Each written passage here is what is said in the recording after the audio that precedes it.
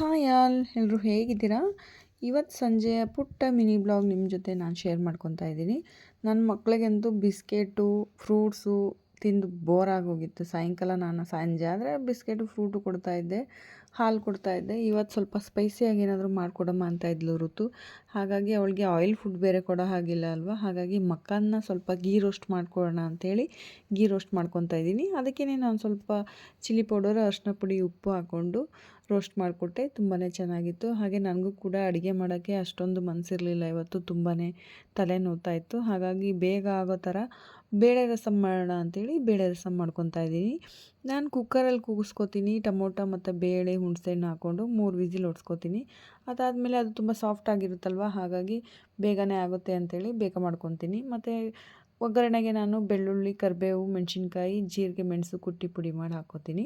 ಅದಾದಮೇಲೆ ಸ್ವಲ್ಪ ಬೆಲ್ಲ ಹಾಕ್ಕೊಂಡ್ರೆ ರಸಮ್ ರೆಡಿನೇ ಆಗೋಗುತ್ತೆ. ತುಂಬ ಬೇಗನೆ ಆಗುತ್ತೆ, ಹಾಗಾಗಿ ಮಾಡ್ತಾಯಿದ್ದೀನಿ.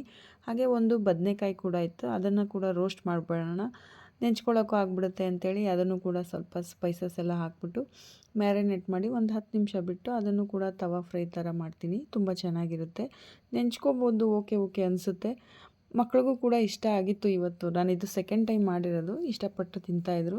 ಪುಟ್ಟದಾಗಿ ಒಂದು ಅಡುಗೆ ರೆಡಿನೇ ಆಗೋಗ್ಬಿಡುತ್ತೆ. ಲಯ ಜೊತೆ ಆಟ ಆಡಿಕೊಂಡು ಅವಳಿಗೂ ಊಟ ತಿನ್ನಿಸ್ದೆ. ಈ ವಿಡಿಯೋ ಇಷ್ಟ ಆದರೆ ಲೈಕ್ ಮಾಡಿ, ಶೇರ್ ಮಾಡಿ.